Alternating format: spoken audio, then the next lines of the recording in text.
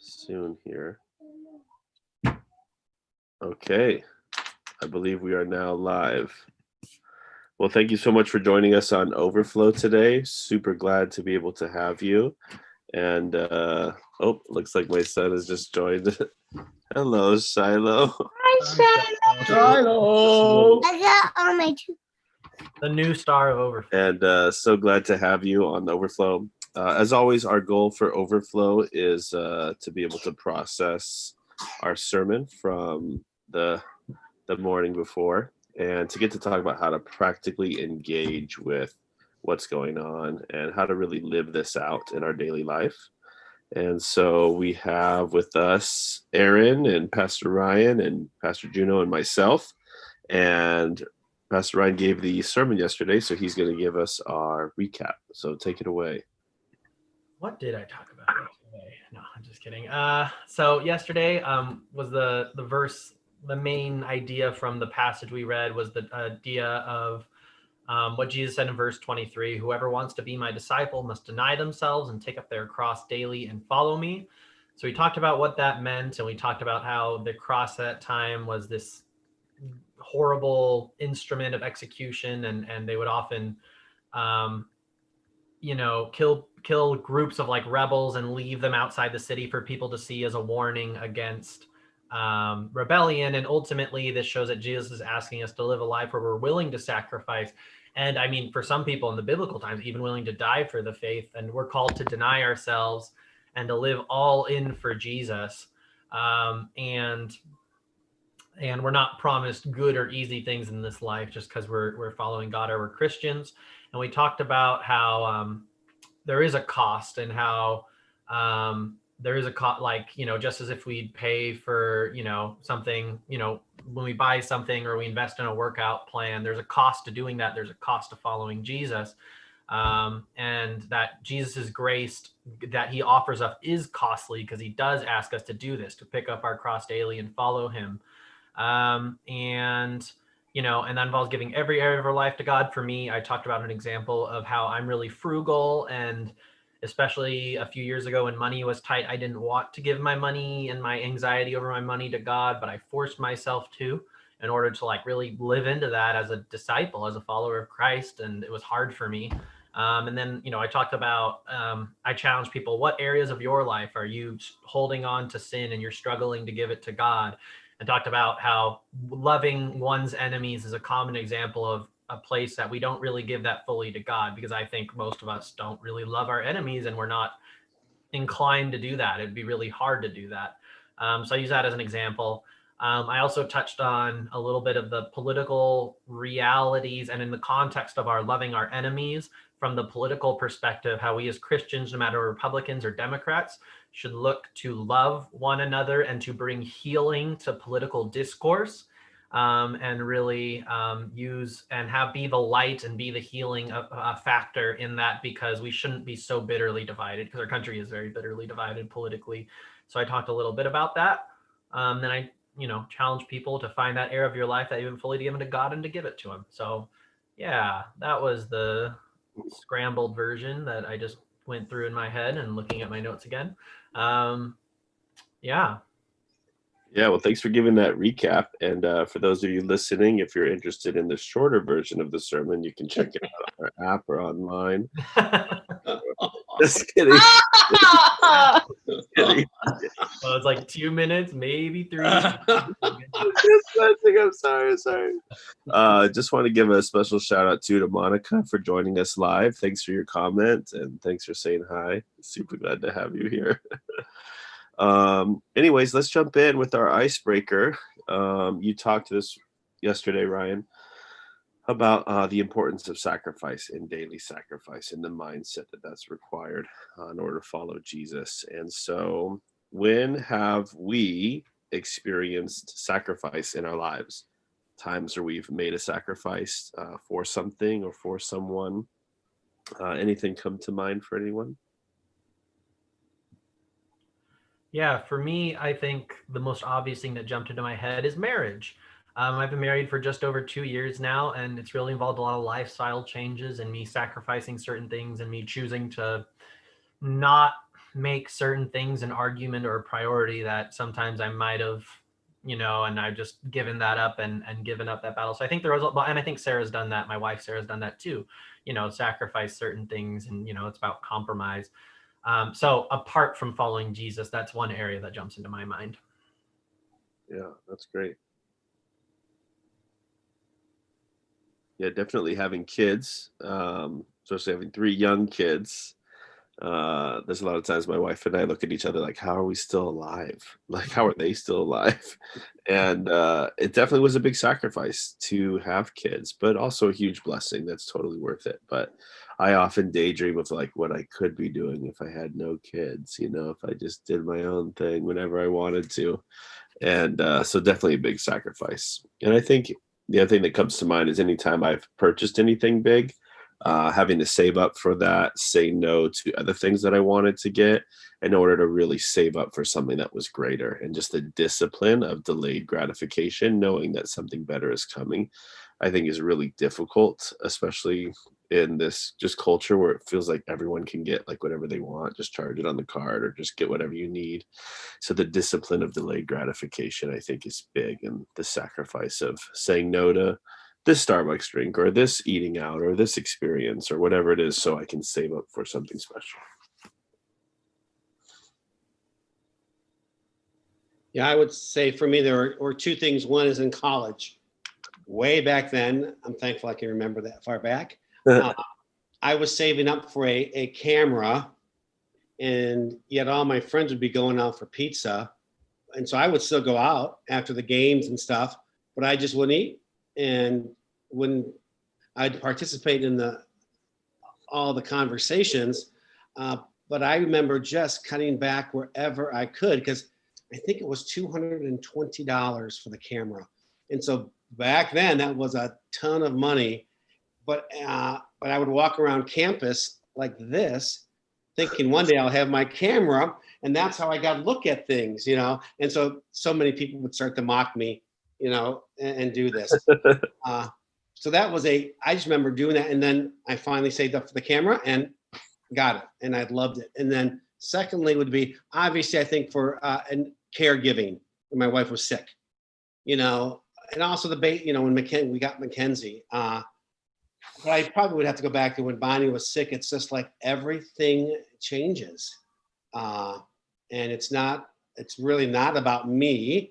And I just have a heart for the caregiver, because they just are, Ryan, you probably know with your family, I mean, they are it's just a constant giving. And it's not a little bit for next week's sermon. It's not an even exchange in the sense of, oh, I'm going to help out my wife and then she's going to help out me. It's like, nope, you're giving with no return. And so I don't say that begrudgingly or anything, but it's probably a sacrifice that happens. It's probably a bigger sacrifice than I even admit to myself at times. Yeah, thanks for sharing. One thing that I think is interesting in all the things that we've said is, the different, it sounds like so far it's pretty much been mostly the different family relationships that we've made deep sacrifices for, and family being obviously, some of all of our deepest relationships. So if we sacrifice in our deep relationships with our family, how much more are we called to sacrifice for our deepest relationship with our Creator as Christians? So, that's one thing that I was thinking about as you guys shared. Yeah. I feel like one of the things that I always get caught up in is I'm always looking for more bang for your buck. Like, how can I get more out of something by putting less into it? I look at so much of life that way. How can I? Yeah, like Fruit Loops versus Fruit Rings. I know exactly what you're talking about. It's like, how can I put less effort or less energy or less time into something but yield a better result or a better fruit to be more efficient? Oh, he's got it. Yes. Ryan, this is coming after or before my sermon? Oh, after. This is coming to our staff meeting tomorrow. That's amazing. That's funny. Oh my gosh. Yeah. Oh man. And how much cheaper were those than the Fruit Loops? Do you They know? were like $2 cheaper. Yeah, I know. It It's was like like this. $4 versus $2, right? Do they really taste the same? I have So- not even We're opened doing a them yet. taste test at staff tomorrow, so we'll find Oh, out. I do Find out Fruit Loops? tomorrow. Are you have both? Oh, I didn't get both. I'm You not do. paying that kind of money for Taste Fruit Loops. test? Oh my gosh. I'm just like you. I'm Hey, frugal. there are definitely certain products where the off-brand one is not as good and it's not an equal and there is a sacrifice, but like for that one, it's the same thing. Matter of Okay, fact, we'll find out. I felt like for a time I like the Fruit Rings better than the Fruit Loops, honestly. Like Wow. I tried both. I like the Fruit Rings more. So I'm excited to try this cheap cereal tomorrow. Well, with Although I 15 feel- grams, 15% sugar, you can't go bad, huh? exactly. 12, Yeah, 12 it's funny. sugar. No, 15 grams of sugar. I don't know if that's good or bad, but For how much? Like half a cup? Anyway. Yeah. 1.1/3 cups. Yeah, there you oh my gosh, that's so much. A I grew third up going to, that's Stater Brothers brand, the one you just showed. I grew up going to Safeway, and theirs is also Fruit Rings, and it's a different animal that's on the. Oh, interesting. They're both. I guess there's no trademark on Fruit Rings. It's That's probably just- the same company that just makes for all the different people. Here's the same. Okay. All right, if you want Fruit Loops is trademarked. Everyone else, you all get Fruit Rings. Okay. All right. We got off track. That was good. Back though. to our sacrifices. Apples, fruit rounds. Okay, anyways. But yeah, so it's just like, how can I get as much as possible, giving as little? And it's like, with my kids, with my marriage, with my homework, with my job, how can I be more efficient, more effective? And I just think, there's a certain point where it just doesn't work like that. Like you got to put the time in, you got to make a sacrifice. You can't gain the result without putting it in. And, going back to cycling, and it's just like, you're not going to like get better unless you do it, and it's the same thing with Jesus. I feel like sometimes we want to get this huge, deep, powerful relationship with God and with putting very, very little in, and so at the end of the day, it takes sacrifice, and it takes daily sacrifice. So I was thinking about that.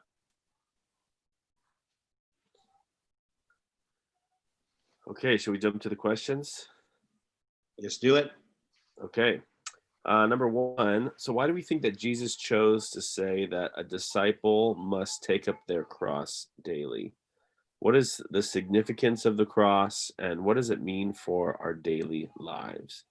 When I wrote this question, I was kind of thinking, like, why didn't Jesus just say, like, hey, if you want to follow me, it's going to be tough. Hang in there.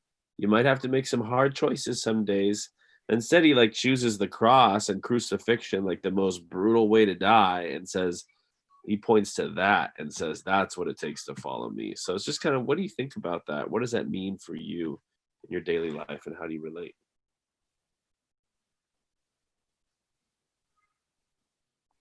Yeah, Ryan, I really appreciated your discussion when you talked about this yesterday. When you gave the perspective of like they didn't know that Jesus was going to die on a cross, and so like just the bigger contextual picture there of like what that would have meant to them in that moment, and then how you said it like a rough modern day equivalent would have been like an electric chair, right? Like if Jesus was here and said, "Take up your electric," like what is it called? Is that what it's called? Yeah, electric chair. And like I think we would have been like, what? Like who is this guy? Like what is he saying? You know what I mean? Like that context really was like, oh, like that kind of brought a new perspective for me. And I thought that was really interesting. I think you're right. I think as Christians sometimes we become numb to that kind of language. We've heard take up our cross daily before. We're like, oh, well, Jesus was crucified on the cross and we follow him. Yeah, that's cool. But it's like, no, this is a violent instrument of death. And he said, carry it, wear it every day. Right. Yeah. We forget. I mean, it's bad. Yeah. Yeah, I feel like electric chair is probably not strong enough because I don't think the electric chair is as prominent a visual in our society as it was in Roman society. Because in Rome, they were crucifying people all the time, publicly, outside the city. So I feel like if anything, electric chair is not. It doesn't hit hard enough, compared to back then. So, anyways. Yeah, I remember in college I had this like little cross necklace, and I would wear it every day, and I'd remember like it was under my shirt close to my heart, and I was always like mindful that like, hey, this is like my reminder that like I'm living for God today. And it was a cool season, but looking back, it was almost like that was my response to this verse, like take up your cross and follow me. It was like I got my little necklace, I got my little reminder, and I'm not even thinking about like the intensity of like, hey, be ready to give your life today, like be ready to die today, and to ready to sacrifice anything and everything for the sake of the gospel. I think that just brings it so much more to like a deeper, more serious level that you can't just put on in a surfacey Christian experience. Yeah, I think Bonhoeffer nails it with the cost of discipleship. It's this, and I also think, and if you've heard me on any of our Good Friday services, I think our culture has romanticized the cross, where it has become it's a piece of jewelry. It's something on your car dashboard. It's something you hang on a wall. But yet it was the most horrific way to die, and yet we're told to take up our cross daily. And that, I guess it's, our faith is not easy. And maybe we've romanticized our faith. Ooh, there's another sermon title, that it, just because, I think you mentioned it, Ryan. Correct me if I'm daydreaming during your sermons, but I think you said, there's just because you love Jesus doesn't give you a guarantee in life of an easy way. Oh yeah. I said if anything, the opposite is true. But I don't think we hear that enough. And I just think it's a reminder that, it is a journey. We take it up daily, and yeah, and I'll add to that, like we aren't called to have a comfortable life, and especially, but in America, we forget that because generally we live relatively comfortable lives from an economic perspective. I mean, everyone has hardships, but I think it's also interesting to note that in traditionally Christian areas such as Europe and America, that live in the first world and live pretty comfortably, Christianity is on the decline. And yet the places in the world where Christianity is growing the most are places that are not comfortable, such as Africa and the Middle East and East Asia. So Christianity is growing where Christians are not comfortable, and Christianity is shrinking where Christians are comfortable. Interesting to know.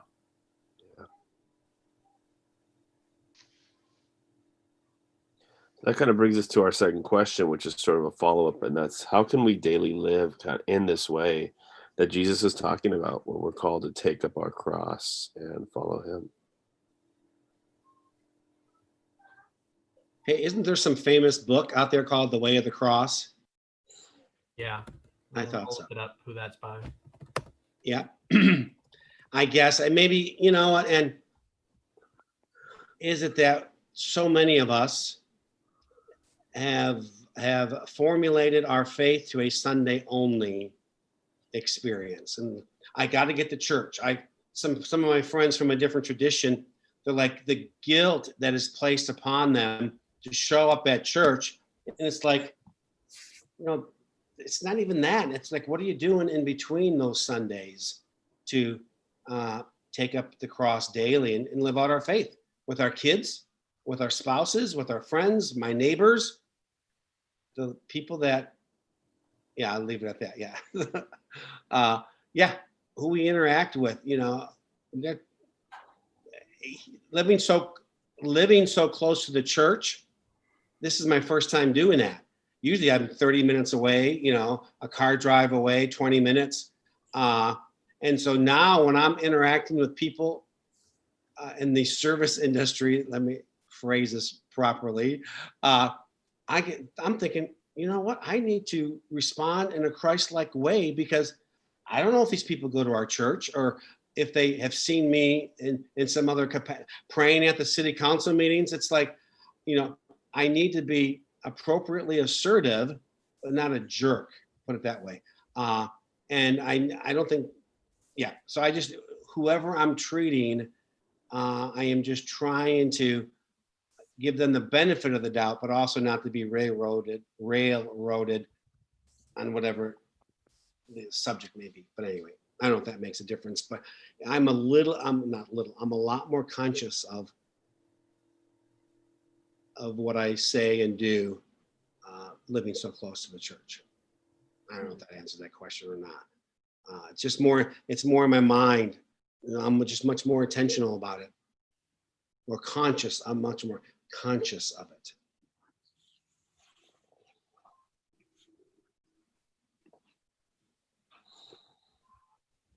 The way of the cross thing, there's a traditional like it's known as the Stations of the Cross, and it's like Okay. a pilgrimage type thing, but it's like an exercise that people do, but people have written books off of that tradition. So anyways, that are connected with that tradition. Okay. Anyways, yeah.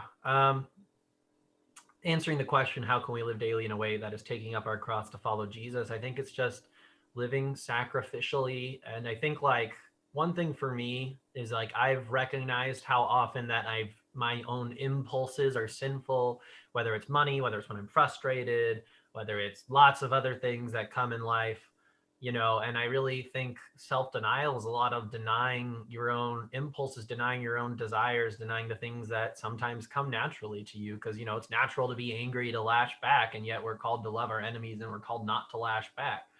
And it's it's natural in marriage for when me and Sarah are arguing to get frustrated and to get loud and to get mean, and that's not how I'm called to live as a husband. And it's natural for me to want to really be super, super frugal and take care of my money. And I'm super concerned about where we're at, financially, because I hate spending money. And yet I'm called to be generous towards others, and I'm called to tithe, and I'm called to, be a blessing with my money and not to just use it for myself. So I think it's just really, it's a constant challenge daily in how we are practicing so many different areas of our life, and recognizing that the way we often are instinctually isn't good. And because I just think that we as humans, we often have very sinful instincts, and we need to fight against that and try to live righteously. And it's tough, and I fail a lot for sure. But I think that's part of it. Yeah, that's a big part of it for me.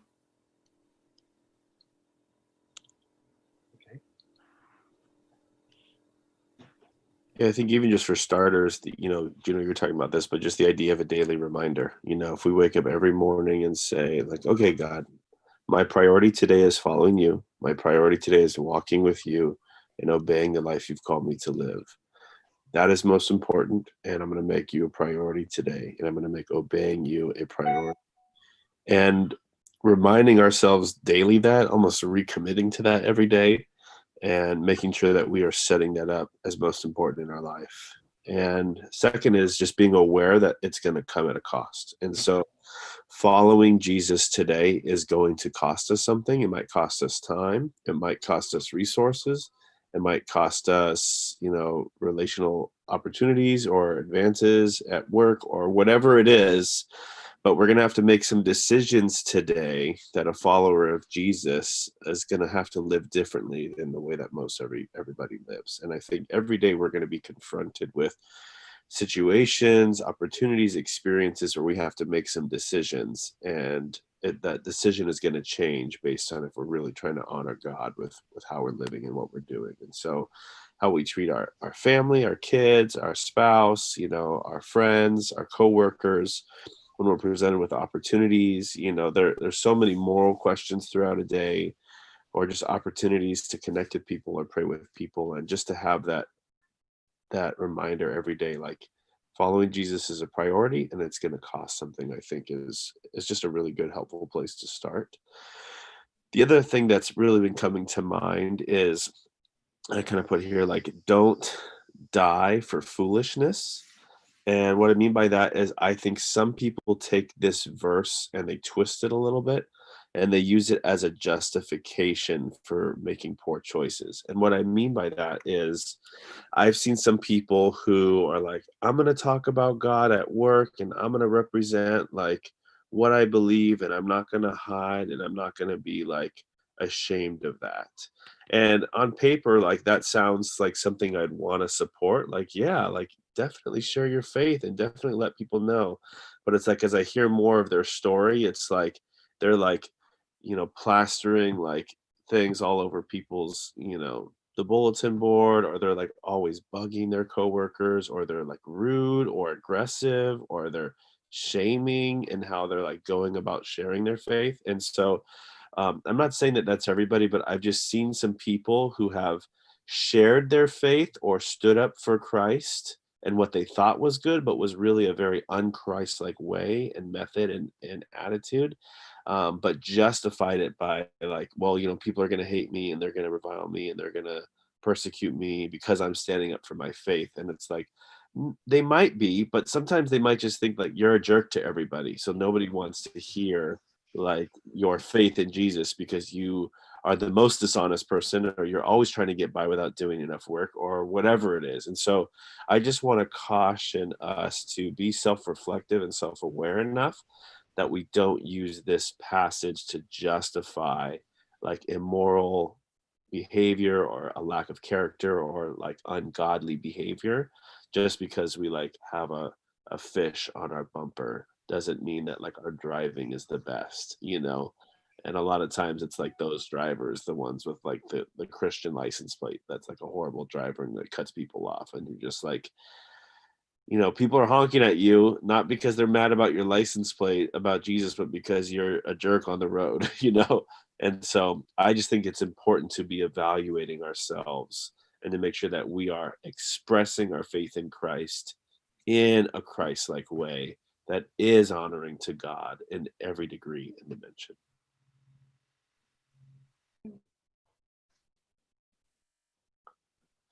And scene. If you want to hear the shorter version of that range. Oh. That's a bird. That was Started it. I'm just getting revenge, which is okay for you. Ogre was waiting the whole time to use that, I'm sure. Just like waiting for the opportunity. For Clement to go on for 2 minutes. No, it was good. I loved what you said. It was great. I think really like aggressive evangelism, like, oh, you're gonna go to hell, right? Like, when's that gonna turn someone on to Jesus? You know what I mean? Like, no one's gonna love Jesus more because a Christian told them they're going to hell, even if like they might think it's factually true or whatever. Anyway, so I get what you're saying. I totally agree. It was great. I just had to get back at you because revenge is good, right? So, And and on a serious note, going back to what Ryan said, I think that often happens in the marketplace is when we become, as Christians, all of a sudden we take on the role of the morality police.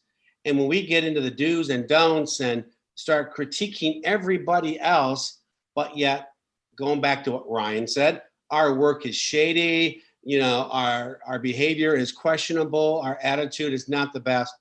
I just think there's a disconnect, and that's when people get even more angry with Christians.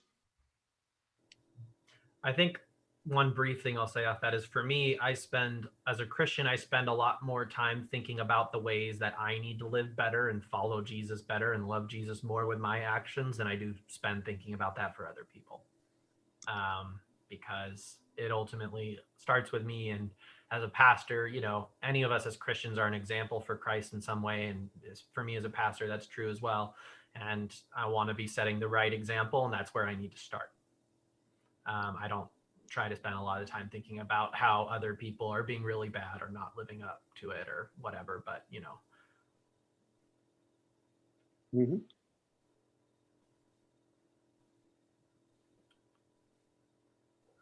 Okay, well, we're kind of on this subject and on this, just kind of any final thoughts, any last takeaways that you want to leave people with as they part from the overflow?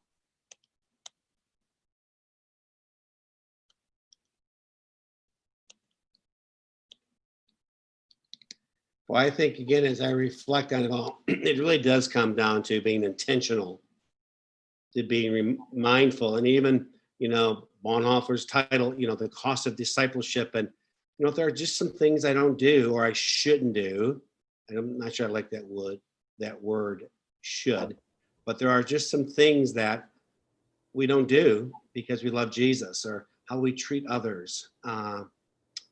It's, as we live out these next few weeks with the political situation, I think there are just some things we do, some things we don't.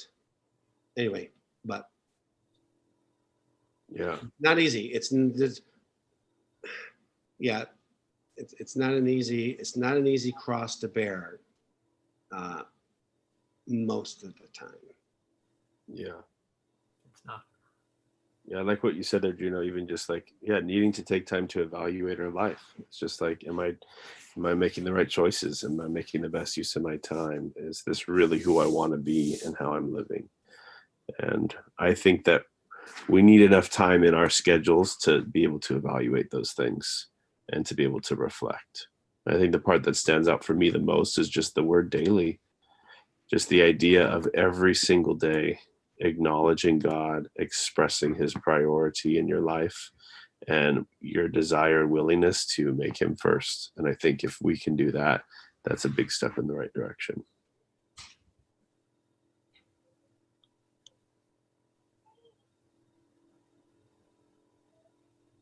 Okay. Well, are we done for today? I think we're done. Yes. Sounds good. Well, thank you again so much for joining us on Overflow today. We hope that it's been helpful, beneficial, fruitful, encouraging. Hopefully we've gotten a few laughs out of it as well. And we'll definitely see you next week on Monday at Okay. 12. And we'll let you know how the